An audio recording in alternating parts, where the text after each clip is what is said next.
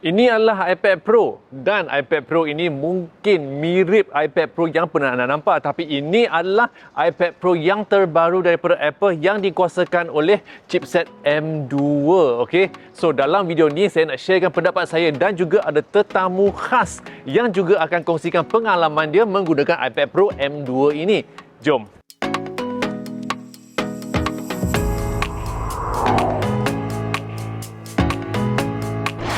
Apa khabar semua? GengSmashpop di sini, kawan borak gadget anda. Okey, seperti yang kita tahu, kita akan cakapkan tentang iPad Pro chipset M2 dalam episod ini. Disebabkan desain dia adalah sama seperti iPad Pro sebelum ini. Kita tak nak cakap tentang desain lah, tapi saya cuma nak ingatkan bahawa iPad Pro M2 ini mempunyai skrin 12.9 inci Liquid Retina XDR display yang ada promotion iaitu kadar penyegaran 120Hz. So selain daripada itu, desain dia sama sahaja dengan generasi sebelum ini, termasuk sistem kamera dia. Sistem kamera di belakang juga sama dengan yang sebelum ini.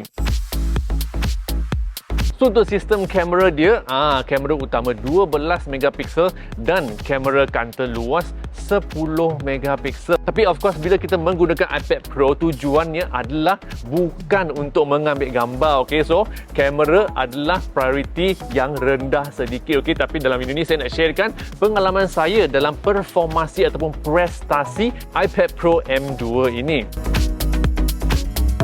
So sekiranya anda adalah pengguna iPad Pro ataupun pengguna yang ingin memilih iPad Pro, confirm tujuan anda adalah untuk melakukan kerja-kerja intensif seperti editing gambar, editing video, merakam video, main game yang ada grafik intensif dan sebagainya kan. So saya sebenarnya telah pun melakukan benda-benda ini sepanjang 2-3 minggu yang saya telah menggunakan iPad Pro ini, dan pengalaman saya ialah seperti yang anda tahukan, disebabkan ada M2, memang prestasi dia cepat dan pantas sekali. Okey, memang tak ada komplain. Bila saya edit video, rendering video memang cepat sekali, tak ada lag. Nak proses video 4K pun boleh. Okey, dan benda ni juga boleh mengedit beberapa lapisan video 4K yang dirakam menggunakan iPhone ke, kamera ke dan sebagainya.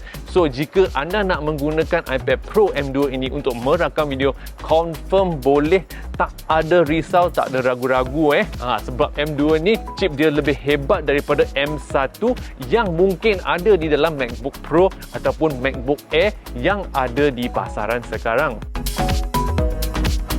So untuk gaming pula, game yang saya suka mainkan adalah League of Legends Wild Rift. Kita semua tahu kalau pernah main Wild Rift ataupun League of Legends, game ini memerlukan prestasi grafik yang sangat tinggi, dan of course ia adalah online game di mana ia akan menggunakan pemprosesan yang sangat tinggi. So digabungkan pemprosesan tinggi dan juga grafik yang intensif, iPad ini juga boleh menghasilkan grafik yang sangat cantik, 3D lagi. So memang tak ada problem. Sebenarnya really no problem, kata orang putih kan. Disebabkan saya tak ada komplain, saya nak cakapkan tentang fungsi baru yang ada di dalam iPad Pro M2 ini yang dipanggil hover. Tapi hover ini cuma boleh dilakukan menggunakan Apple Pencil. Dengan ciri ini kita boleh memilih ataupun membuat pilihan di dalam skrin walaupun kita tak menyentuhkan Apple Pencil ke skrin. Oleh itu kita boleh preview pilihan kita sebelum kita mengambil tindakan. Tapi dengan ini of course saya kena jemput seorang tetamu, kawan saya yang pandai melukis. Saya bagikan iPad Pro M2 ini kepada dia. Lepas tu saya suruh dia lukislah apa yang anda suka. Lepas tu saya nak tahu pengalaman anda menggunakan iPad Pro M2 ini. Ada rahsia sikit ini adalah first time kawan saya ini menggunakan iPad Pro M2 untuk melukis. So jom kita lihatkan proses dia melukis dan kita temu duga dia sedikit. Jom kita lihatkan. This is my first time drawing on an iPad. It's quite interesting. Honestly, quite like it as well. I actually draw on paper more, but I do draw it on my laptop as well. So I got a Wacom tablet. Well, it's like a tablet. It's like a touchpad. You can see the screen and you can just continue draw on the tablet. Huge difference. So obviously a Wacom tablet, it's a touchpad without a screen. So it's like a touchpad. So the screen is still on the laptop itself. And the tablet, obviously the iPad and the Apple Pencil, it's amazing because you can draw it and see every steps, and it will be more precise compared to a Wacom touchpad. Oh, the hardware feature is great. It's great. So you can see where you are going to draw first, which is great because normally we don't see that. It's a new feature and I think it's a great feature for artists. Another thing is, for artists, sometimes you don't know about the brush we are using or the color mixtures. So the good thing about it is, you can preview where you want to draw. You can preview the pen that you select and the pencil, all the brushes, and you can also preview the color itself. It's just amazing. No-brainer. Definitely iPad, honestly.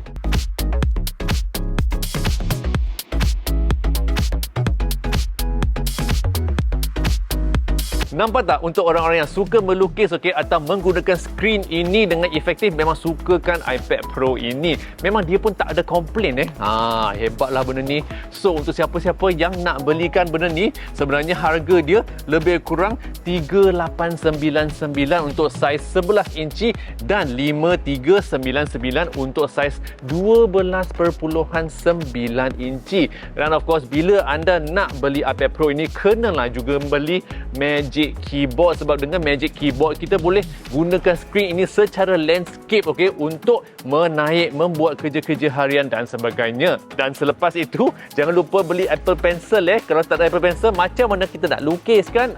Untuk semua butiran benda-benda aksesori ini boleh klik ke dalam pautan di bawah video ini. Sekiranya anda suka video gadget-gadget macam ni, jangan lupa untuk langgan ke channel ini, tekan butang subscribe di bawah video, sharekan video ni kepada kawan-kawan anda dan ikuti saya di TikTok, YouTube, Instagram dan Twitter. Nama saya @smashpop. Jumpa anda di video seterusnya. Yo.